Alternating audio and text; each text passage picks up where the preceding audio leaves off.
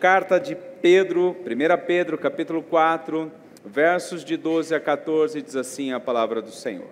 Amados, não se surpreendam com o fogo que surge entre vocês para os provar, como se algo estranho lhes estivesse acontecendo.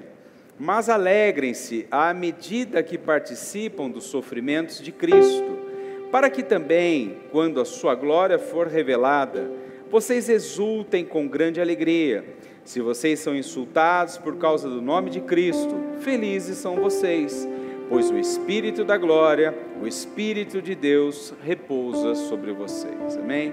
Falamos na semana passada superando o fracasso, porque não dá para ganhar todas na vida. Existem áreas ou momentos em que fracassamos na vida, então nós precisamos superar.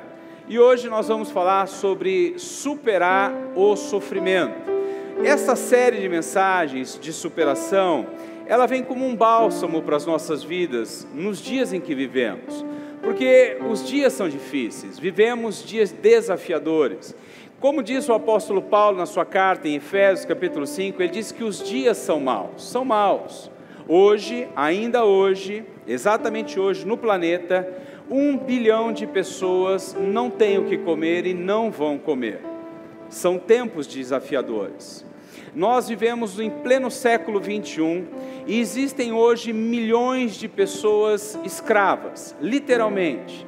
E pior, que a maioria desses milhões de pessoas escravas são crianças. E pior, escravos sexuais. Se 2019 for como 2018, nós teremos 1 milhão de suicídios. Ou seja, um suicídio a cada 40 segundos. Desde que começou este culto, nesta proporção, milhares de pessoas já tiraram a sua vida. E por que as pessoas tiram as suas vidas? Porque não é fácil viver diante de tantos sofrimentos. Nós estamos cercados de sofrimentos. Basta você ver o que parou o Brasil essa semana. Na cidade de Brumadinho, uma tragédia assolou uma cidade e fez a nossa nação padecer diante deste sofrimento. Pais, mães, filhos desesperados. Centenas de pessoas morreram, alguns corpos, a grande maioria ainda estão desaparecidos.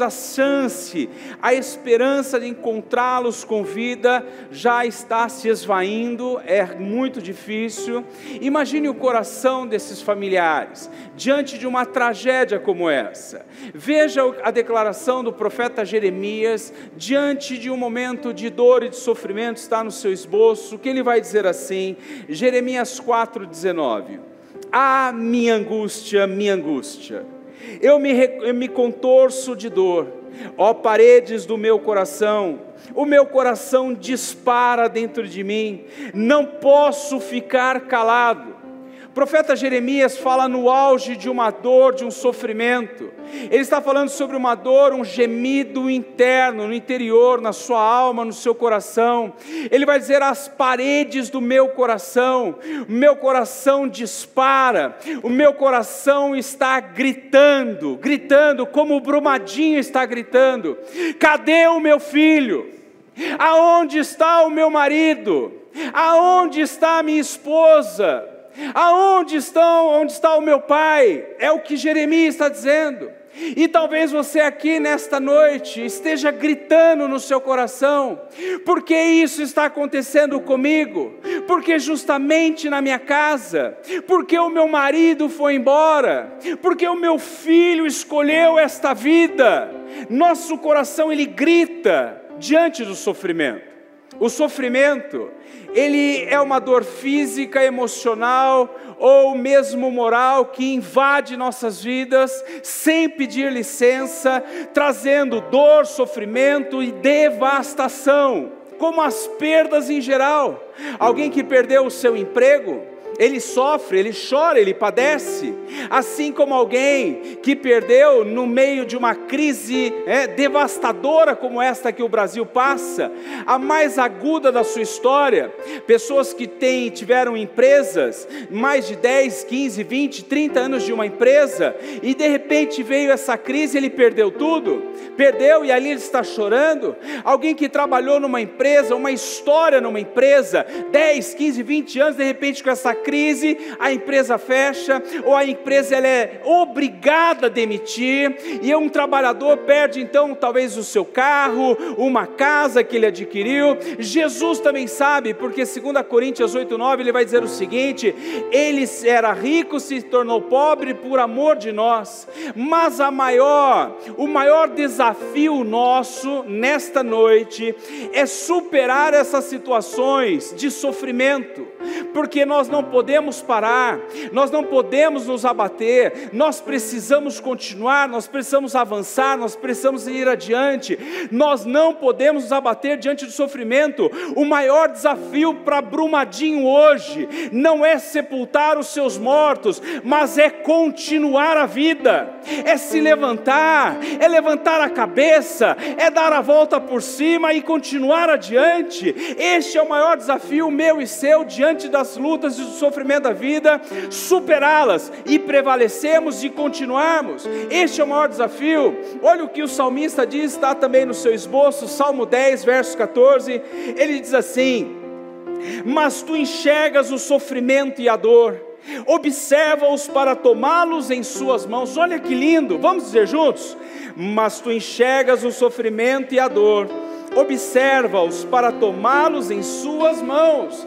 Nós precisamos gravar esse versículo no coração no dia da dor e no dia do sofrimento, porque nós temos que olhar e entender e ter essa certeza no coração de que Deus está vendo a nossa dor, de que Deus não está alheio ao nosso sofrimento. Nós temos que olhar e ver, e olha o que ele diz: ele observa para tomá-lo em tuas mãos. Ou seja, Deus se compadece da nossa dor, Deus se compadece do nosso sofrimento, ele toma em suas mãos. Meu irmão, minha irmã, nos dias de sofrimento e de dor, nós precisamos superá-lo, e nós precisamos levantar, nós precisamos recomeçar, e principalmente, nós precisamos acreditar que Deus está no controle, nós precisamos acreditar que Deus está olhando, que Deus está se compadecendo, porque centenas de inocentes morreram em Brumadinho e Deus permitiu.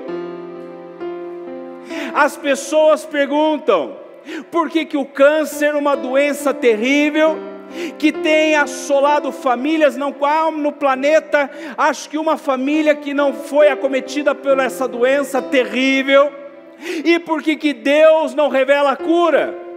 Por que Deus permite a injustiça? Por que Deus permite o caos? Por que Deus permite a corrupção? Por que Deus permite guerras? Por que Deus permite terrorismo? Por que Deus permite o mal?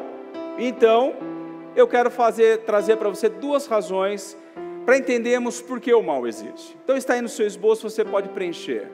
Primeiro, o mal é uma consequência da rebelião e do pecado. Diga assim: rebelião e pecado. O mal é uma consequência da rebelião e do pecado. Ou seja, ela nasce, o mal surge, quando Lúcifer, o anjo querubim da guarda, estava no céu. Na hierarquia espiritual era o anjo mais de alta patente. Seu coração é dominado pela ganância, pelo orgulho, e ele resolve tomar o lugar de Deus. Ele resolve ser maior do que Deus. Então agora, nessa sua arrogância, no seu orgulho, ele é expulso do céu, e ele leva consigo 1/3 dos anjos. Na rebelião surge o mal. Deus não criou o mal. O mal nasce da rebelião de Satanás. Depois, na terra, Deus havia colocado Adão e Eva no jardim do Éden, colocou a árvore do bem e do mal. Deus disse assim a Adão e Eva: vocês podem comer de todos, menos desse fruto. Satanás, na sua sagacidade, vai ao ouvido de Eva e depois de Adão, e eles comem o fruto. Quando eles transgridem a lei, porque pecado é transgressão da lei, eles então agora vão pecar, e agora então o mal vem sobre a humanidade. Deus não criou o homem para sofrer, Deus não criou o homem para ter dores, Deus não criou o homem para morrer. O homem não era para morrer. O pecado trouxe a dor, o pecado trouxe a morte, o pecado trouxe o sofrimento. Uma segunda razão porque existe o mal. O mal é uma consequência da escolha do homem. Diga assim: escolha. O mal é uma consequência da escolha do homem. Deus deu ao homem algo que se chama livre-arbítrio, direito de escolha, direito de decisão. Não somos fantoches nas mãos de Deus, que Deus nos manipula, não. Deus nos dá o direito de escolha, para fazermos o que quisermos e agirmos como queremos. Este é o nosso Deus. Assim como na física, existe a lei de Newton, a lei da gravidade, a lei da ação e reação, existe a lei da semeadura. A Bíblia diz em Gálatas 6:7, não se deixe enganar. Diga assim: não vou me deixar enganar. Ele diz assim: não se deixe enganar. O homem colherá aquilo que ele semear. Isso é a lei da semeadura. Se você plantar milho, você não tem como colher feijão, ou vice-versa. Não dá para plantar feijão e querer colher milho.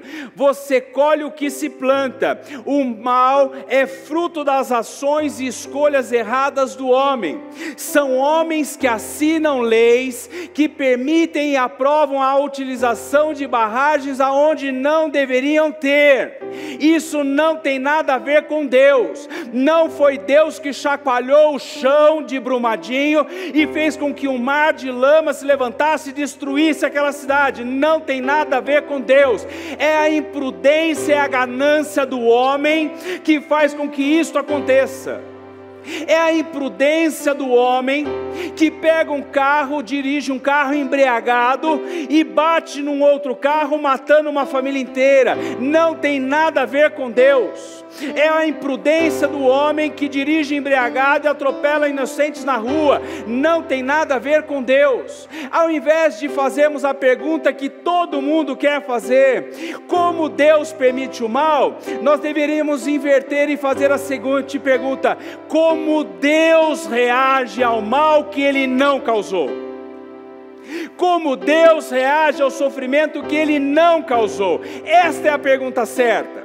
Uma vez que Deus não é o causador do mal, Deus não é o causador do sofrimento, deveríamos então perguntar: como Deus reage? Sabe como que Deus reage ao mal que Ele não criou? O mal que foi instalado por Satanás, o mal que foi instalado pelas más escolhas do ser humano. Deus reage enviando o seu Filho amado como Salvador nessa terra, como homem, para morrer na cruz, garantindo a nós a felicidade, alívio, o sofrimento na vida eterna. Deus reage ao sofrimento e ao mal, levando o homem, traindo o homem para a cruz de Cristo, para ser livre por toda a eternidade de todo o mal que Ele não causou. É isso que Deus faz. É assim que Deus reage. É assim que Deus reage ao mal. Nós precisamos então olhar para essa carta do apóstolo Pedro. Ele vai escrever essa carta aos cristãos que estavam na Ásia Menor. Eles estavam fugindo, sofrendo, porque o Império Romano havia se levantado. O Império Romano agora estava perseguindo cristãos, matando cristãos. Pedro vai escrever uma carta para fortalecer os irmãos em meio ao sofrimento, para fortalecê-los e consolá-los em meio à dor, porque o imperador aqui neste momento momento em que Pedro escreve a carta era Nero. Nero foi um dos homens mais cruéis da história da humanidade. Nero prendia os cristãos, levava ao Coliseu, um ginásio em Roma,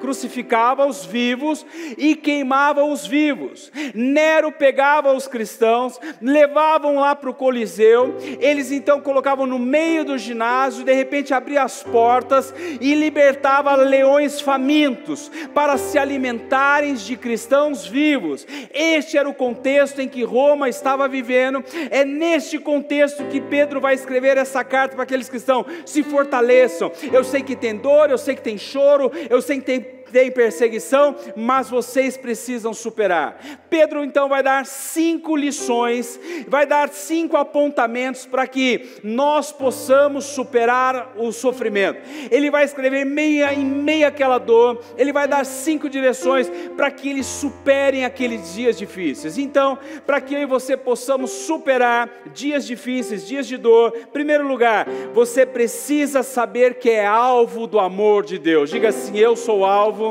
do amor de Deus. Dá glória a Deus aí, irmão. Olha o que ele diz, verso de número 12: amados, não se surpreendam com o fogo que surge entre vocês para os provar. Ele escreve em meio à dor algo que é um bálsamo. Amados, meu irmão, não é por causa da dor ou do sofrimento que Deus deixou de te amar, que Deus te abandonou. Você é amado de Deus, você é amada de Deus, você é alvo do amor de Deus. Ainda que estejam sob espadas, sob leões, ele está dizendo: vocês são amados. Os cristãos estavam padecendo muitos problemas, porque Roma não permitia com que ninguém lidasse com os cristãos, porque seria uma rebelião. Eles estavam desempregados, ninguém podia comprar ou vender de um cristão. Eles estavam desempregados, estavam sendo perseguidos, seus filhos estavam passando fome dentro de casa, havia espada, havia prisão. Mesmo assim, Deus manda uma palavra para eles: vocês são amados de Deus. Meu irmão, eu não sei se você está sofrendo, mas eu tenho a palavra de Deus: você é amada de Deus, você é amado de Deus. Não há nada melhor do que no dia da dor ouvir uma palavra de Deus: você é meu amado, você é minha amada. É o que ele está dizendo.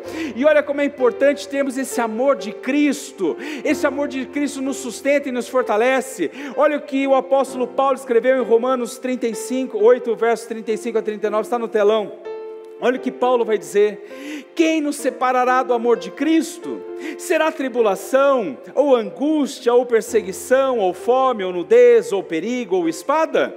Como está escrito: por amor de ti enfrentamos a morte todos os dias, somos considerados como ovelhas destinadas ao matadouro, mas em todas estas coisas somos mais que vencedores por meio daquele que nos amou. Olha agora: pois estou convencido de que nem a morte nem a vida, nem anjos nem demônios, nem o presente nem o futuro, nem quaisquer poderes, nem altura nem profundidade, nem qualquer outra coisa na criação será capaz de nos separar do amor de Deus que está em Cristo Jesus, nosso Senhor. Nada pode nos separar do amor de Deus. Não tem desemprego, não tem enfermidade, não tem decepção, não tem ingratidão, nem tem luto, não tem morte, não tem nada que pode nos separar do amor de Deus. Nós somos alvo do amor de Deus, alvo da graça de Deus. Você é alvo do amor de Deus, em nome de Deus. Ele que ele estava dizendo, no meio da dor e do desespero, ele leva uma palavra de superação: vocês são amados de Deus.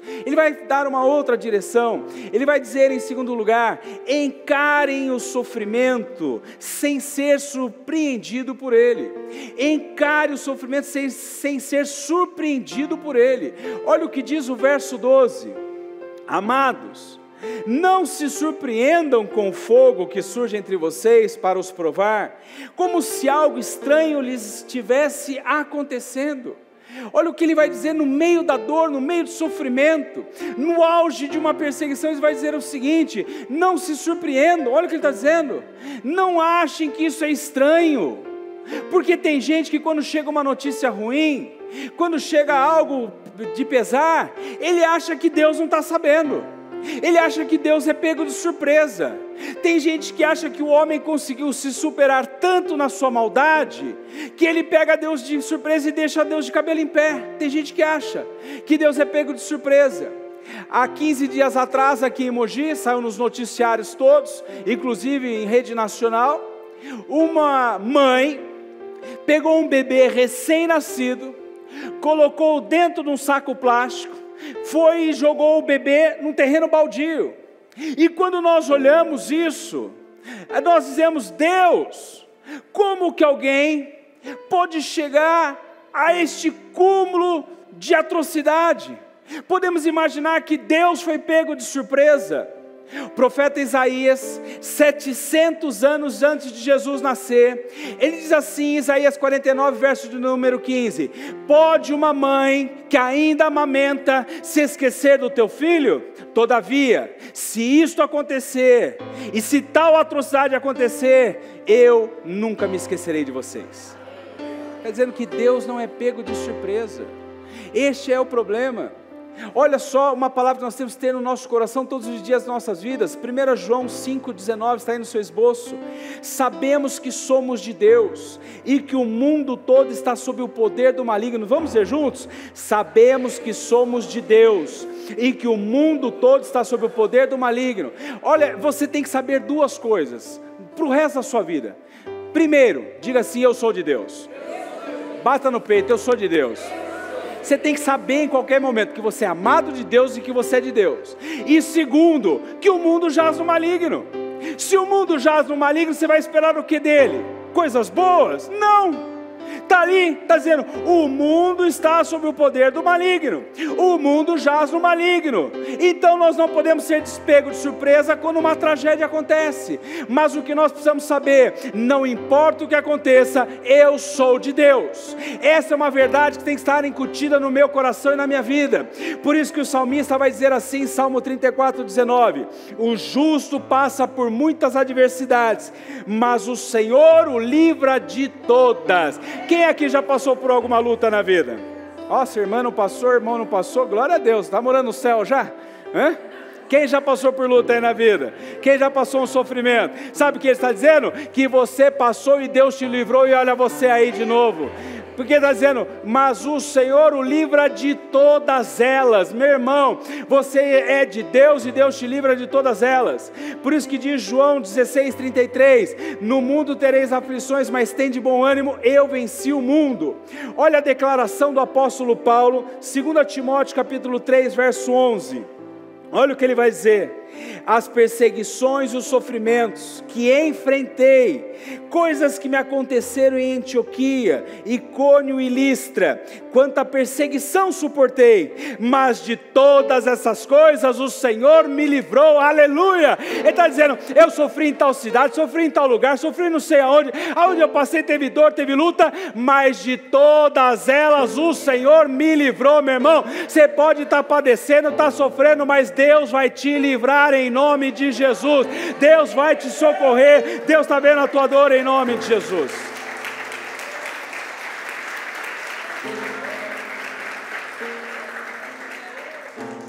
Pedro então vai dizer uma terceira coisa para que eles pudessem superar o sofrimento: saiba que todo sofrimento traz consigo um propósito. Diga assim: propósito.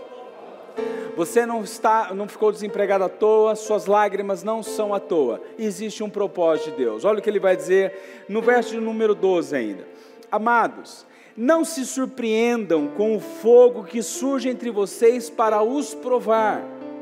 Assim como o fogo prova o ouro, purifica o ouro e revela o seu verdadeiro valor, assim as provações e sofrimentos na vida do crente, eles provam a nossa fé. O ouro, ele é provado pelo fogo. Quando ele passa pelo fogo, as impurezas saem e aquilo que é puro fica. Ele é provado. Assim é a vida de um crente, de um homem, de uma mulher fiel a Deus. O sofrimento é como fogo, ele nos purifica, é ele que autentica a nossa fé. É na hora do sofrimento que o joio é apartado do trigo. Quanta gente você já viu do seu lado na igreja e que não permaneceu depois de uma prova, porque foi provado pela prova e não passou. A Bíblia diz que Jesus separa e aparta o bode da ovelha, é nesta hora. é na hora do sofrimento. Mas olha você aqui, apesar de tanta dor, tanto sofrimento, tantas tribulações já passou na vida, olha você aqui porque você sabe que Deus é bom em todo o tempo, Deus é bom. Você confia no amor e na fidelidade de Deus. Sofrimento na vida do crente nunca é para destruir, é para promovê-lo. Propósito, sofrimento na vida de um homem e de uma mulher de Deus é o promovê-lo. A Bíblia nos diz que José sofreu ao extremo, foi invejado pelos irmãos, lançado no fundo do poço, vendido como escravo, na casa de Potifar foi injustiçado pela sua mulher, foi parar no calabouço, mas meu irmão, ele foi promovido a segundo homem mais importante do Egito. A prova na vida de um homem e de uma mulher de Deus é para promovê-lo, tem um propósito. Você vai sair mais maduro, mais crente, mais fiel a Deus, mais apaixonado por Jesus. Quem aqui já passou por uma prova e saiu mais apaixonado por Jesus? Lógico, você sai apaixonado, você sai mais forte, você sai maduro. A gente sai maduro das provas, a gente sai apaixonado. Sabe quem passou uma prova e saiu maduro e apaixonado por Jesus? Abacuque saiu apaixonado pelo Senhor. Ele vivia da agricultura e olha o que ele vai declarar. Abacuque 3 versos 17 e 18.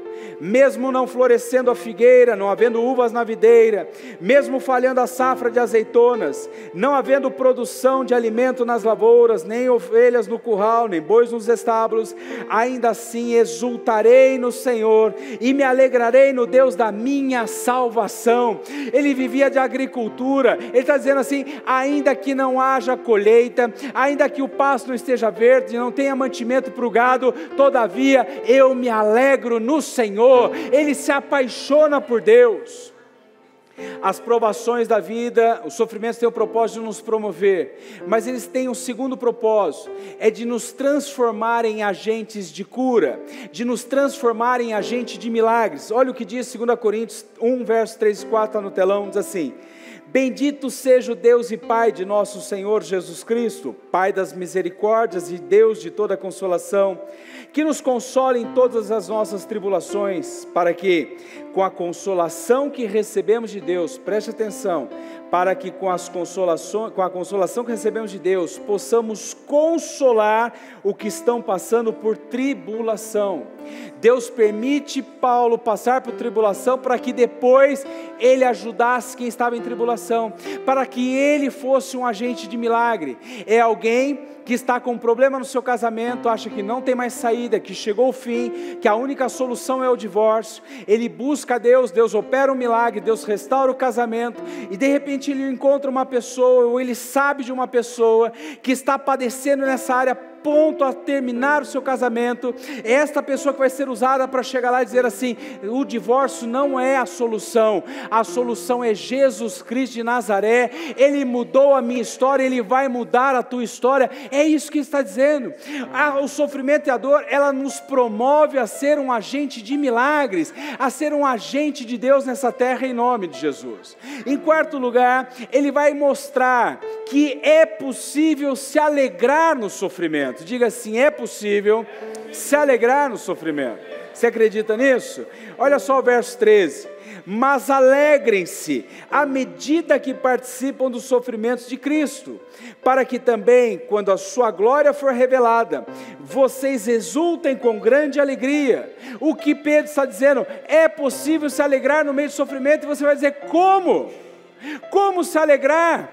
Com os filhos passando fome, estando desempregado, sendo perseguido, familiares sendo mortos à espada, sendo comido por leões. Como se alegrar? É possível se alegrar quando nós entendemos que a alegria não está relacionada à circunstância. A alegria não é um sentimento, é uma decisão. Diga assim: a alegria não é um sentimento, é uma decisão. Levanta a mão e diga assim: eu decido ser feliz nessa noite. É uma decisão. Você decide? É uma decisão. Olha o que o apóstolo Paulo vai dizer, Filipenses 4:4: alegrai-vos sempre no Senhor. Outra vez digo: alegrai-vos. Sabe o que Paulo está dizendo? Para nós nos alegrarmos em todos os momentos. Ele diz outra vez, vos digo, alegrai-vos. Sabe onde Paulo estava quando escreve essa carta aos Filipenses? Ele não escreveu de um resort em Cancún, ele não escreveu lá da Disney, ele escreveu dentro de uma prisão, preso, encarcerado. Ele diz assim: alegrai-vos no Senhor, outra vez vos digo, alegrai. A alegria não é opção, é um mandamento. Então que você decida ser feliz, que você decida ser alegre, em nome de Jesus.